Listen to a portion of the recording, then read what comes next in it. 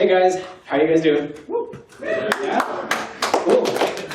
So who here makes stuff? Who here makes like websites, I don't know, mobile things, user interfaces? Yeah? What do you use? Everything. Shout some things out. Yeah. Oh. Cool, is that any good? Yeah. Alright. Anything else? Yeah. Yeah, sweet. I do it. That sounds good. Alright. Well, let's talk about some stuff. I mean, my name's Steve Luscher, like Saya mentioned. I'm here from the Relay team at Facebook, and on the Relay team I have the privilege of working with a whole bunch of people trying to build a new abstraction for fetching data. Wow, sounds boring. I'm going to try and make it not boring tonight. What I really am excited about talking about is Relay.js, which is what I spend most of my time on. But I realized that looking at Relay is not really going to be as much fun as if we look at GraphQL first. GraphQL is a language for querying and manipulating data, a dry subject that I'm going to try to make as exciting as possible.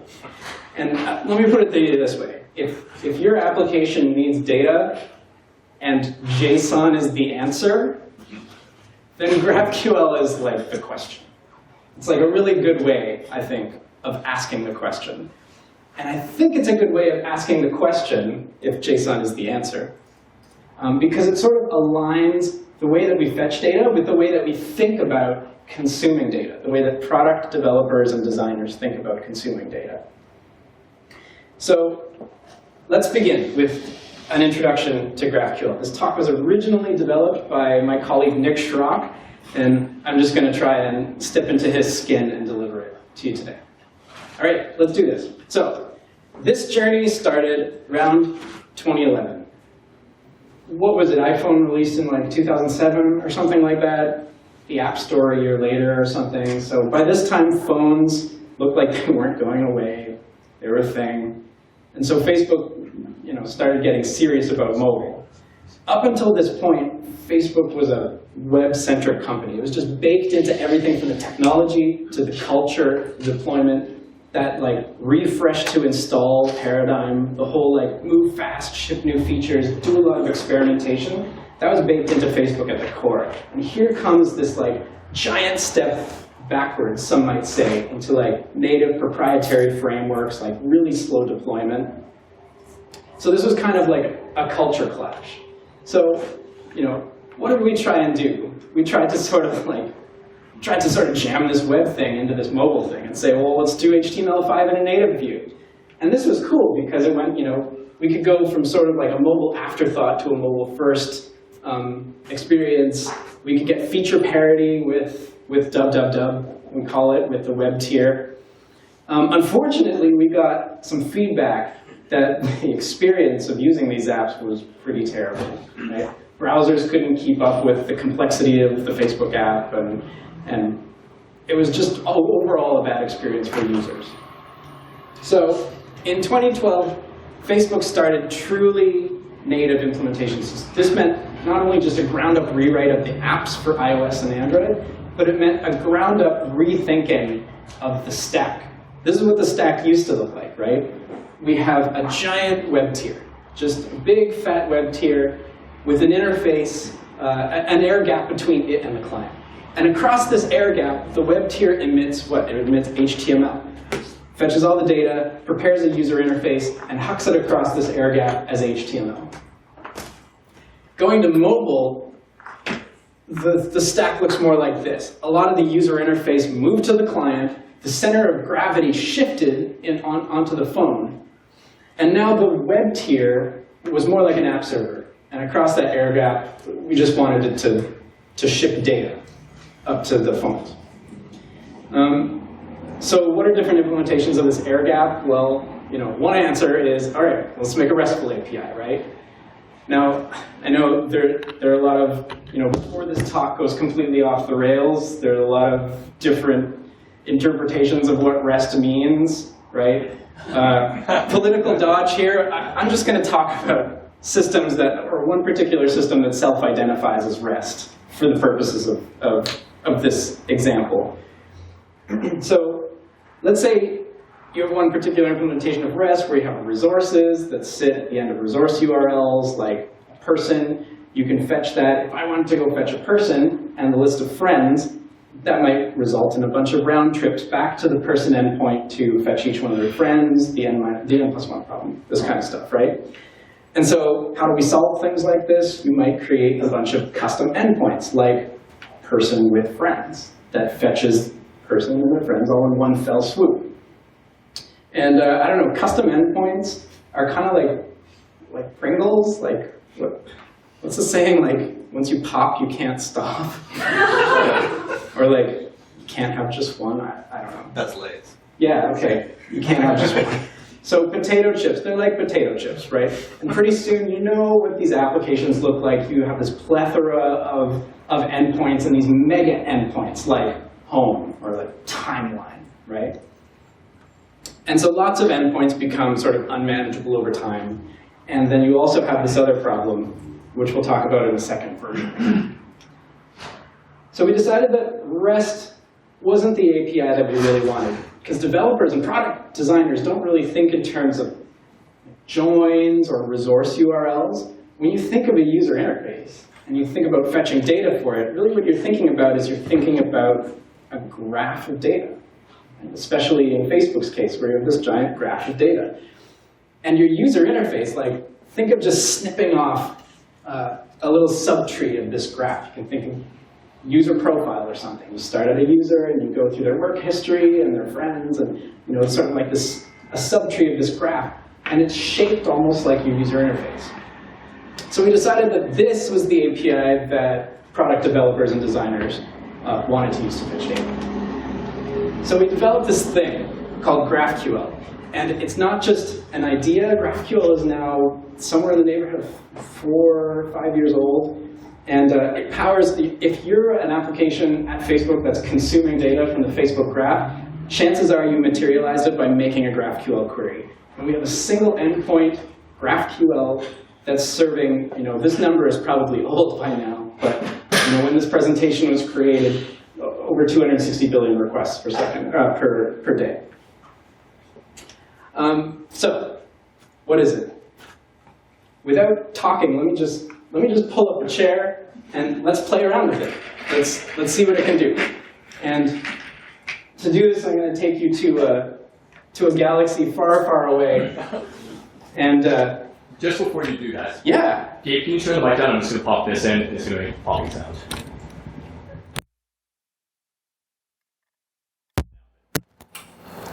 Okay, back up.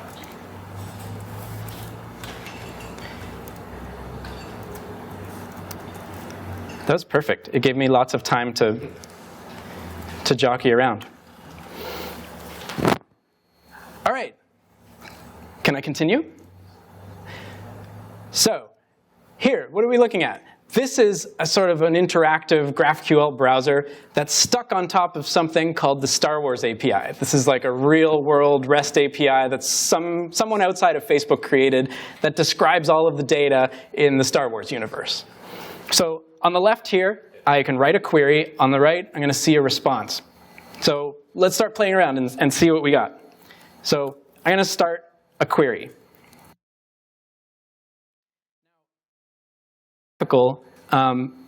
Has a pretty awesome autocomplete. I'm going to push Command Space, and at the root of this query, here are all the fields I can query. So I'm going to play around and say, let's start with film.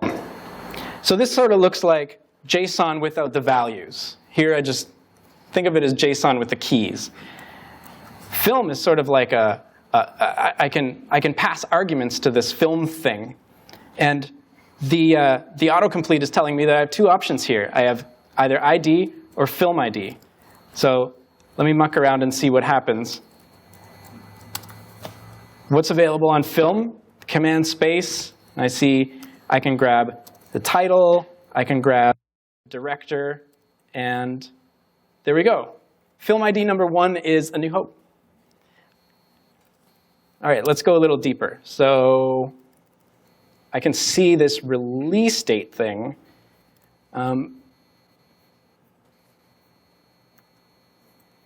And it says, release date is a string, the ISO 8601 date format of the film release, the original created country. Cool. Query that. Looks good. What's this docs thing over here? Documentation Explorer. Okay, there's a query at the root. There's all the fields from before. Film, that's the one I'm in. Bunch of arguments. That's cool. Type. Okay, so I get it. It returns a type.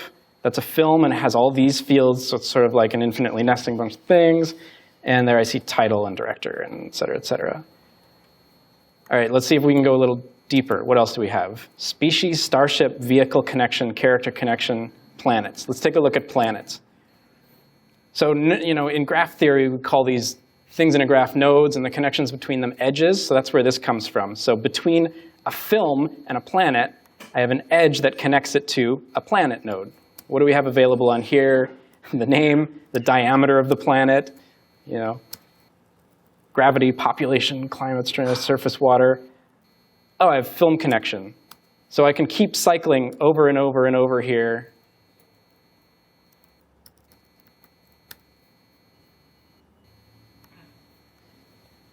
So I go from A New Hope to Tatooine, back to the film in which Tatooine shows up, A New Hope. All right. So there's GraphQL, and there's our sort of interactive browsing tool called Graphical. Yeah, the graph services team loves puns. They just eat them completely all up. So if you congratulate them on it, I'm sure they'll accept your praise readily. All right.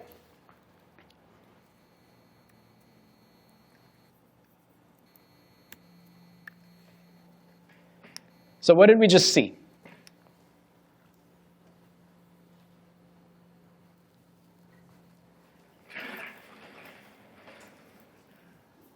All right, so the basics. This is like the hello world of a GraphQL query.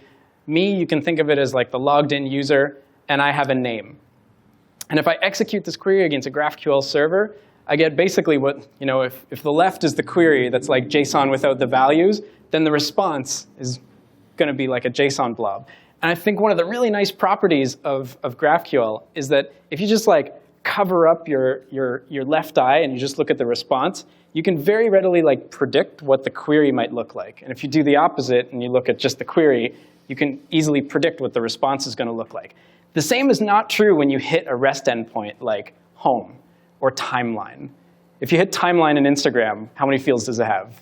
Like, what's the response contain? It's very hard to tell, but when looking at a GraphQL query, it's really easy to tell what the response is going to look like. So fields, you saw, can also take field arguments. Here, we have a user root field that takes an ID argument. And so now name is in the context of whatever user has ID 1031. And you can also nest. Not only are fields scalars, but fields can be objects, like profile picture here is an object containing width, height, and URI.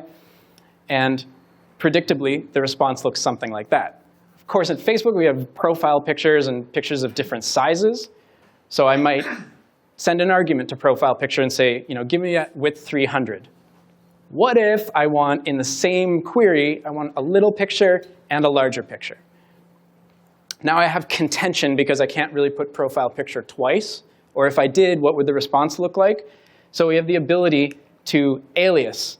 If you start alias : field name, the response is going to contain little pic and big pic with those different field arguments. It would be boring if we couldn't query one-to-many connections in the graph, and here's how you do it. Friends is a connection that essentially acts like a plural field. It returns an array of responses. So friend's name, and I'm going to get the list of all of these friends' names. And of course, we can go deeper, and we can go from friends to events, the events that they're attending, and at any level of nesting, even creating cycles in the graph. So these are the basics of GraphQL queries. More interesting, though, I think, are the set of core principles that GraphQL is built upon. So for this latter half of the introduction, I'm going to go into some of the core principles that we think separate this approach from other approaches. And the first is that GraphQL, at its core, is like a type system. The application defines it, and the type system expresses all of the capabilities of the data server. So let's take a look at this query.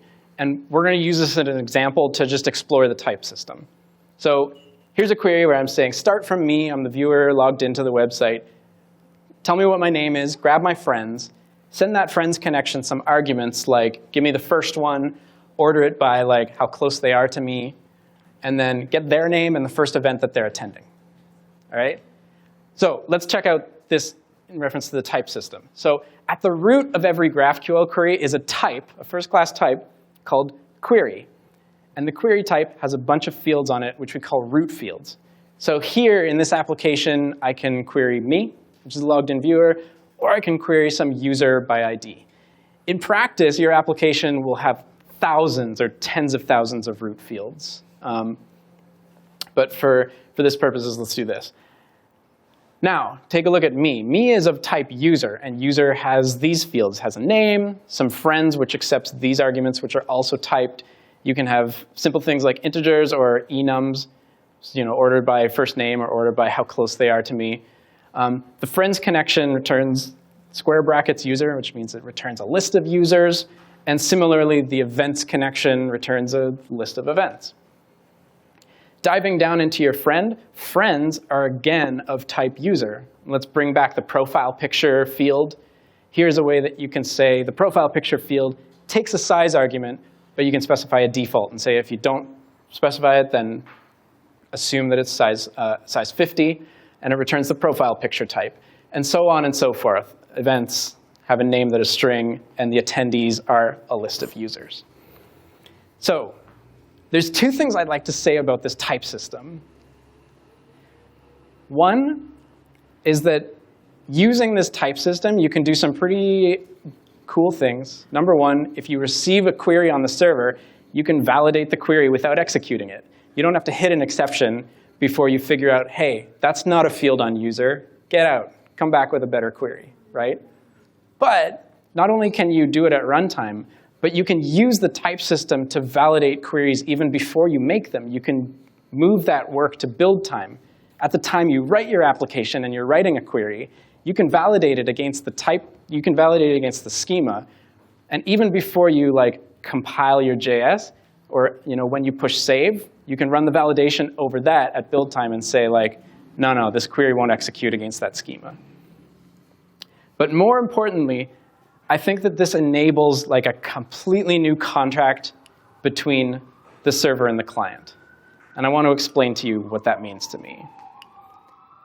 So let's take a look at the old way. Let's say that you have a REST API. The server owns the models. The client owns the views.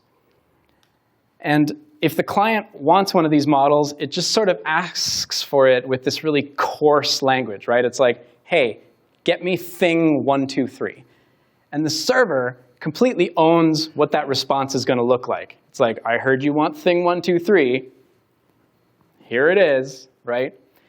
And then later on the line, let's say that your app changes, you have a new feature, and you used to have cars, and now you want to add SUVs to your user interface or whatever. And so now you have a second version. You're like, give me thing 1, 2, 3, but I'm version 2 with the SUVs. And then later on down the line, you add cars with kittens, and then food delivery, and you keep stacking up these versions, right? And what's to notice here is that there's really tight coupling between the models and the views, right? And this is a good thing. You've tight coupling between the models and the views for a reason, because the views need a certain amount of data to be able to render. But also, one of them lives at mom's house and one of them lives at dad's house. It's like the server owns the models and the client owns the views. So you have tight coupling, but between the server and the client. GraphQL, on the other hand, just completely changes this dynamic. What the server does is it owns this type system that expresses all of the capabilities of the data server. And the client that owns the views has requirements. The server broadcasts these capabilities to the client either at runtime through introspection or through some kind of build time step. And the client at runtime asks for some stuff from the server. And the only criterion here that's probably obvious is that the requirements should be a subset of the capabilities. So the server knows what's possible, and the client knows what it needs. The server doesn't know about specific clients. There could be like thousands of different versions of this thing. All the server has to know is the total capabilities of what it can do. And the client will go, hey, I want this shape of data. And the server will respond in kind. And then when you want the kitty delivery thing, then it's a different shape of data that you need. And then when you want the food delivery thing, it's a different shape of data than you need. And so what does this look like in practice? At Facebook, we have like thousands and thousands of different versions of the client, of the mobile app, across a whole bunch of different products.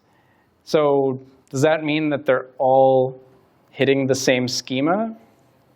The answer is yes. We have one single schema at Facebook. We call it the Facebook schema. And it describes all of the different capabilities of the Facebook graph at all different points in time. It's kind of amazing. If you have like an iPhone 3GS in a drawer somewhere at home, and you can pull it out and find like one of those 40-pin chargers to bring it back to life, and you happen to have Facebook installed on it, it's kind of amazing that you tap it and it still works. Even though it's like a version that's 3-4 years old of Facebook, because the Facebook schema has just kept building up and building up and building up and building up. But that 3- or 4-year-old phone with that 3- or 4-year-old version of Facebook just has its 3- or 4-year-old requirements of those capabilities, just asks for them, and the GraphQL server responds in kind. So I think this is pretty special. Now, another core principle is composition. So we all know that you don't build complex apps with one huge function. You don't build complex UIs with one giant mega component. We achieve complex apps by composing smaller components. And GraphQL is the same. This toy query is fine. It's consumable all in of itself. But the newsfeed query to fetch your timeline at Facebook is just thousands and thousands and thousands of fields. So we need a way to decompose it.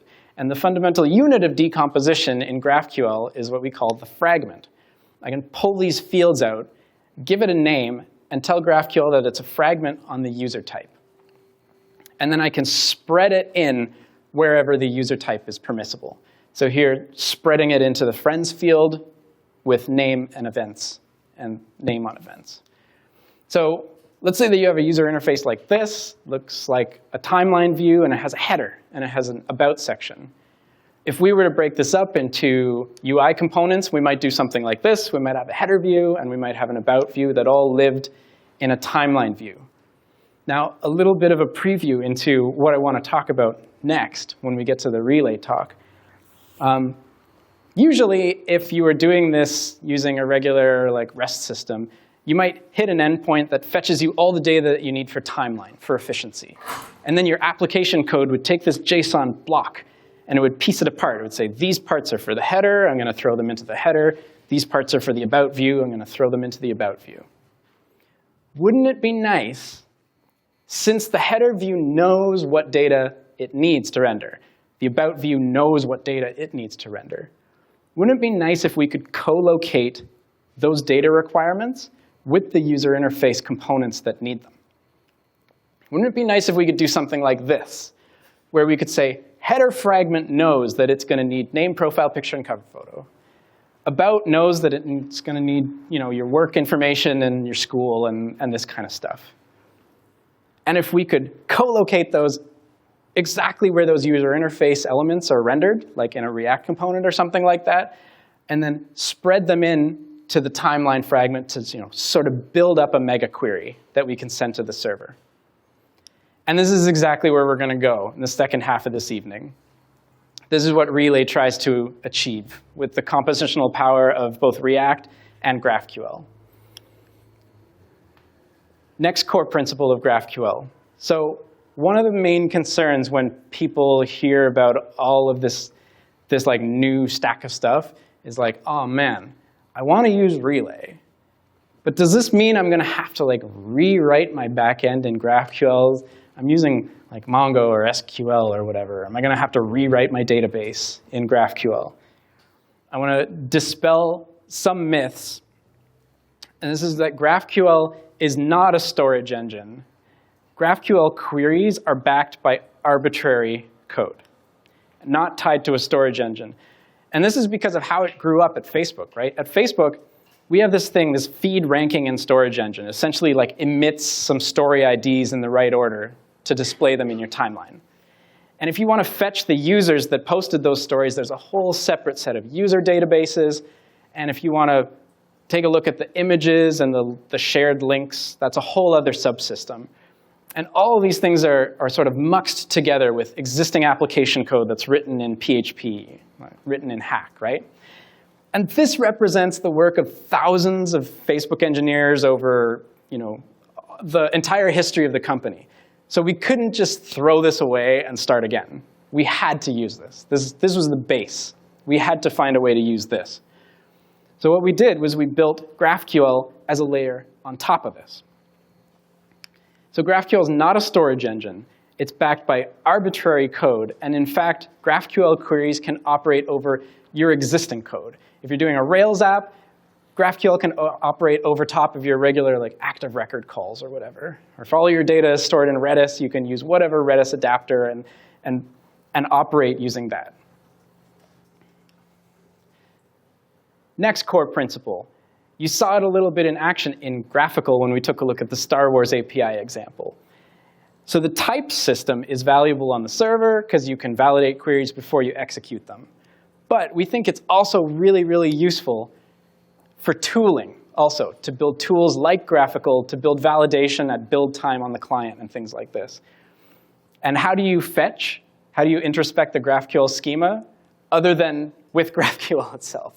We expose this sort of meta field called _schema, where you can make a GraphQL query to a server and ask it what the shape of its schema looks like.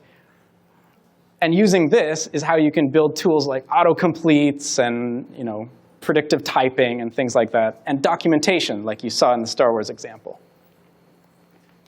So we think of introspection as a platform for building tools. You can take a query like this guy right here, and using introspection, you could code gen Objective-C code and build up some models in Objective-C. Or you could code gen flow and do static type checking in JavaScript. Now, up until now, we've looked at queries. The world would be super boring if that's all that GraphQL did. So GraphQL at its core is read and write. Up until now, we've looked at the query interface. But there's another keyword called mutation. You can think of mutations in GraphQL as sort of like queries with side effects, like impure queries. So here's one. Let's say that there's a root field on mutation called like story.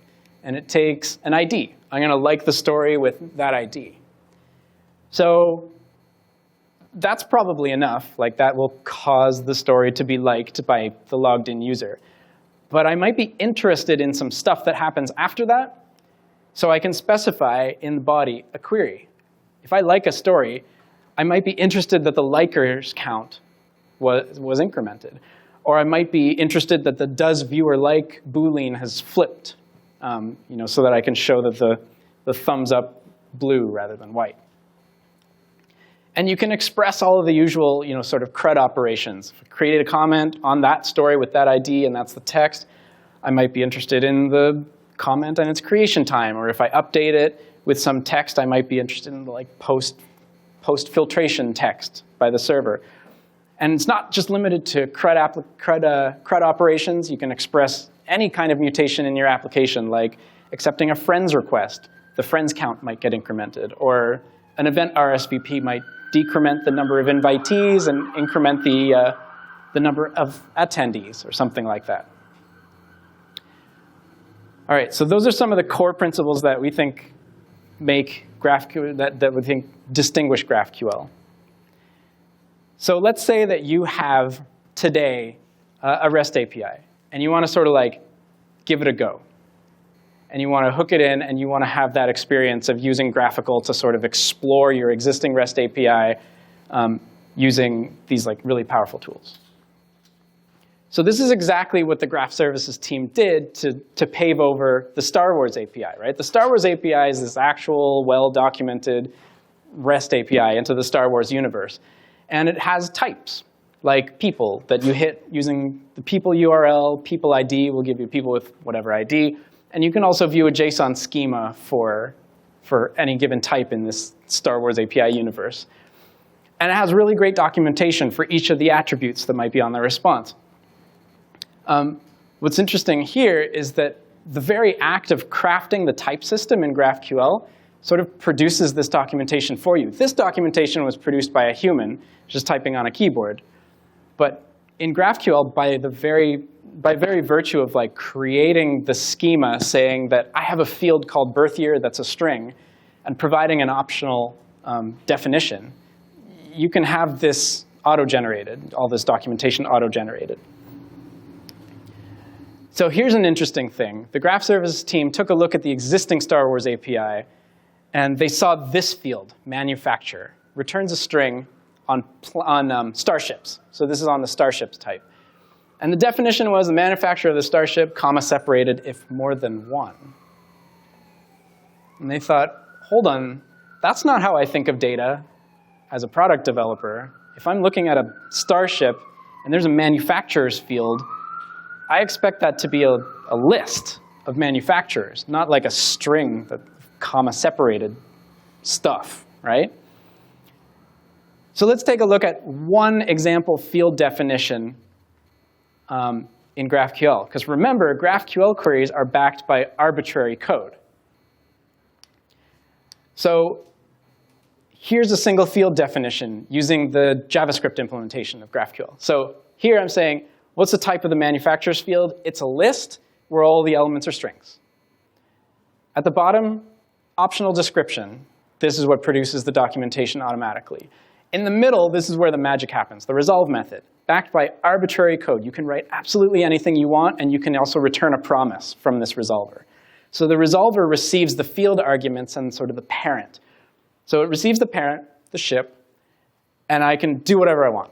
So what they did here was they just took the manufacturer, split it on comma, and just like trimmed up the string and returned a list of manufacturers. Voila, paving over a regret in the RESTful API, the RESTful Star Wars API. And you can do anything you want here. You can create a promise that, like, I don't know, hits a third-party API that prints a thing out and mails it, and the other people get it on the other end and like scan it and then resolve the promise like a week later. You can literally do that in this field resolver. So it's backed by arbitrary code, your code, no matter how long it takes to run, from 1 millisecond to 1 week. And so here's the response that we want as product developers. Yeah, when I query manufacturers, I want an array of manufacturers. So not only is it possible to take your existing REST API or Active Record or whatever ORM you're using, Django or Mongo or whatever, if you have any regrets in your product code, why don't you give this a shot? Think of the way you want the response, the way you think about it as a product developer, and see if you can write a GraphQL schema that delivers what you want. So this is the polyfill structure, right? Let's say on the right, that's your existing REST server. On the very left in blue, take a drop-in implementation of GraphQL core in whatever language you want. We wrote one in GraphQL in JavaScript, but there's one for pretty much every language now. There's Java and Python and Scala, and the list goes on and on. You write the thing in the middle, which is the type definitions, all those field definitions, like the manufacturer one we looked at. And the resolvers can do whatever you want. In this polyfill example, your resolvers can just hit the existing REST API, making as many round trips as you want. You can throw caching as a layer in the middle, whatever you like. Or here's another approach. You can have this direct access structure where, let's say this is a Rails app, and you have Active Record on the extreme right, and you write a bunch of resolvers that just hit Active Record methods and resolve the data that you need. So that's GraphQL. It started as a tool to build a great native version of Newsfeed, and it's grown to be core to pretty much every application at Facebook. They had no idea that it would become critical to Facebook, and absolutely no idea that anyone outside the company would ever find it useful. And it was built really, really quickly, and it was coupled to a whole bunch of existing, like, crufty PHP and hack infrastructure. This is a photo of the team 3-4 years ago in the war room. Last year, they decided to open source it, and they announced a technical preview last July and released it at the AtScale conference last September. It started with an RFC specification and then a reference implementation in JavaScript. It's available on GitHub at GraphQL.js. Also, for building relay applications, there's a tool called GraphQL Relay.js, which helps you build relay-compliant GraphQL schemas really quickly. And then the tool that you saw for exploring the Star Wars API, Graphical, you can download that and use it and point it at any GraphQL server, and it gives you all the introspection and autocomplete that you saw earlier. There's also Express GraphQL, which is a really easy way of standing up a GraphQL server using a JavaScript schema and Express. For those of you who are into hacking, C++, there's libGraphQL parser for parsing GraphQL queries. You can hook it into pretty much anything. And the Star Wars API wrapper that I showed you is also on GitHub as Swappy GraphQL. But what's super exciting are the community projects that came out really quickly after the open sourcing of GraphQL. Like, we have implementations now in Ruby and Java and Python. There's one in Scala called Sangria, which incidentally has a really, really, really slick website. You should check it out. And even third-party services, like there's this service out of Finland that's kind of like a React Native Relay GraphQL stack as a service. And amazing, the Financial Times is building the next version of their server and all of their sites, and they're fetching their data using GraphQL. So graphql.org for more information. And next, I am super excited to talk about Relay. But for now, why don't we take a break, or take some questions, or get some drinks, or anything like that. And then we'll continue the second half with Relay.